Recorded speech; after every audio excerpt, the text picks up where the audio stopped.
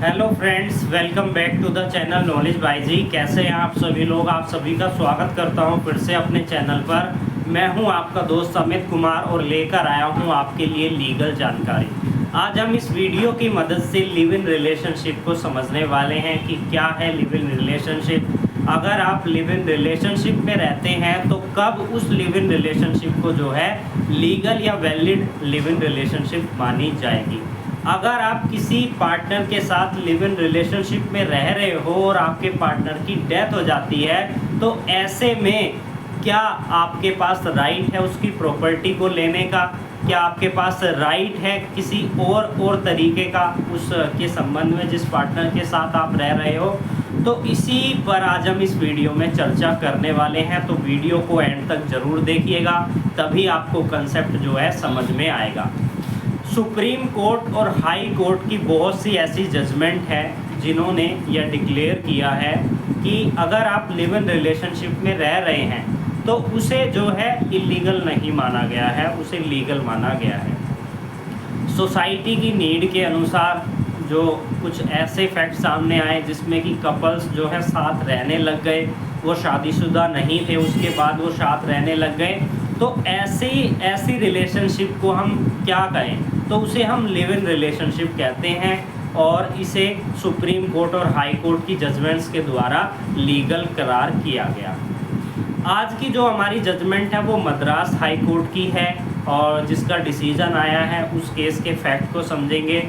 Supreme court की judgement है जिसमें कि यह कहा गया है कि अगर आपकी जो लिव इन रिलेशनशिप है, कब आपकी लिव इन रिलेशनशिप वैलिड होगी, किन किन पॉइंट को आपको ध्यान में रखना है, उस पर भी हम चर्चा करेंगे। सबसे पहले तो मद्रास हाई कोर्ट के अंदर जो केस गया, जिसकी अपील फाइल की गई, उसके क्या फैक्ट थे, क्या ट्रायल कोर्ट ने डिसीजन दिया और फिर मद्रास हाई कोर्ट ने क्या डिसीजन दिया, इस पर चर्चा कर लेते हैं।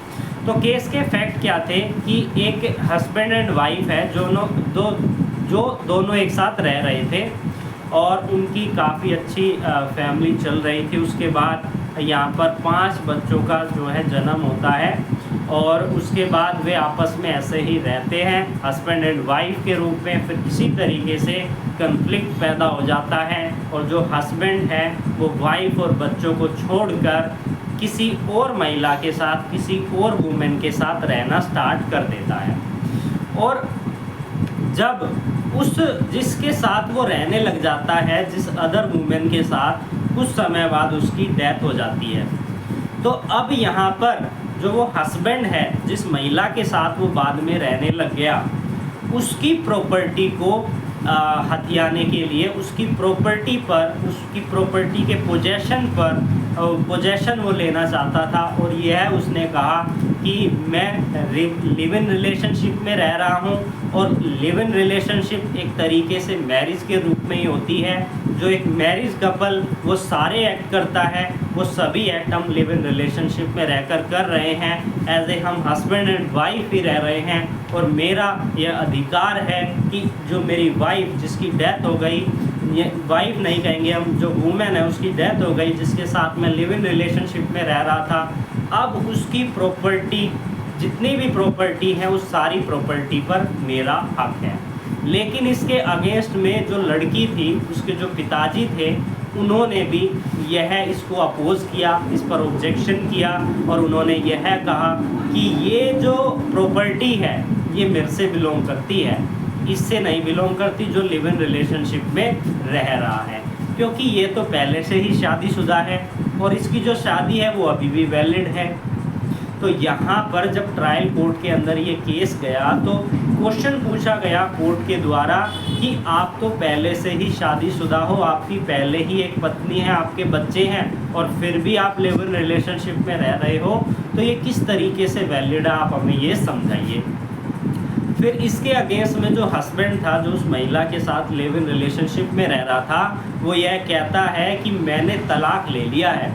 अब तलाक कैसे लिया है? तलाक लिया है उसने अपने रीति रिवाजों के अनुसार, उसने कोर्ट में जाके तलाक नहीं लिया, उसने कस्टमरी रूप से तलाक लिया है, जिसे हम कहते हैं ना, हम हिंदू लॉ में पढ़ते हैं। हिंदू लॉ में क्या लिखा हुआ है? हिंदू लॉ में लिखा हुआ है कि अगर कस्टम अलाउ करता है तो कस्टम के अनुसार आप जो है तलाक ले सकते हैं।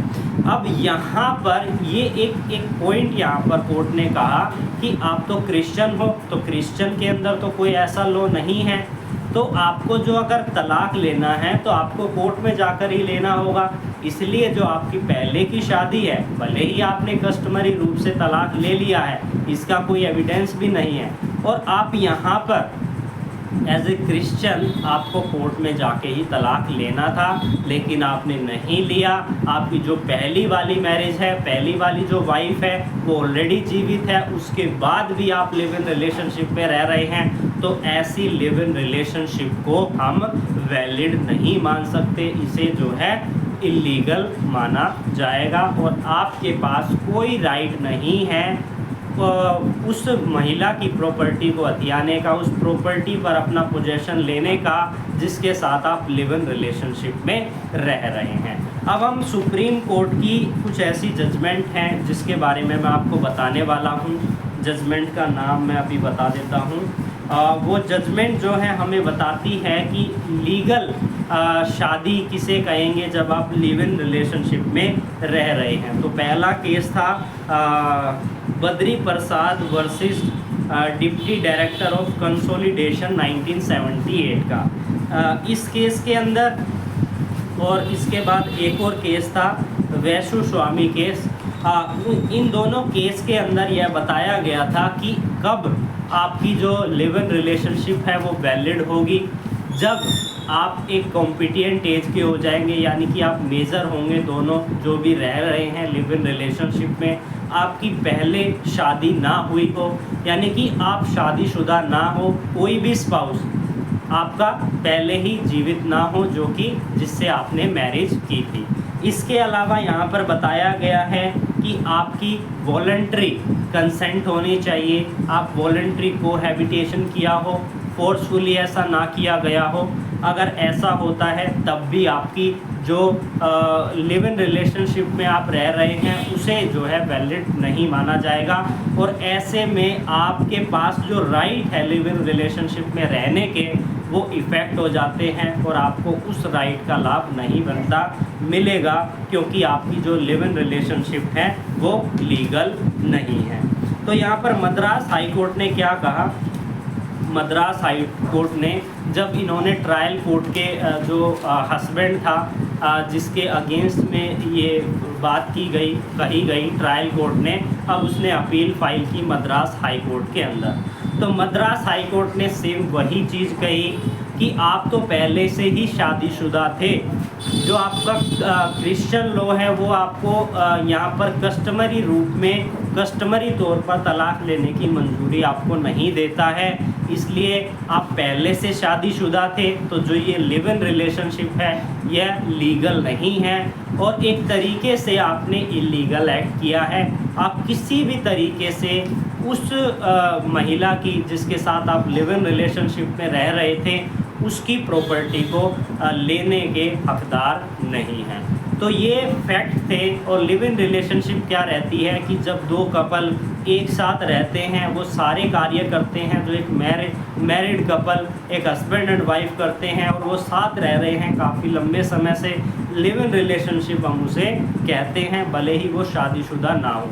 लेकिन जो ये दो जजमेंट मैंने आपको बताई सुप्रीम कोर्ट की, इसमें कहा गया है कि लिव इन रिलेशनशिप में रहने के लिए आप पहले से शादीशुदा नहीं होने चाहिए, आपकी कॉम्पिटिएंट एज होनी चाहिए, आप मेजर होने चाहिए, आपकी फ्री कंसेंट होनी चाहिए, आपका वॉलंटरी कोहैबिटेशन होना चाहिए। ऐसे नहीं है इलीगल या फोर्सफुली ये सारे कार्य कर रहे हैं तभी आप बेनिफिट ले सकते हैं, अदरवाइज आप बेनिफिट नहीं ले सकते। तो आई होप आपको ये जो लिव इन रिलेशनशिप है इसके बारे में इंफॉर्मेशन मिली होगी, कुछ ना कुछ इंफॉर्मेशन आप इस वीडियो से ग्रैब कर पाए होंगे।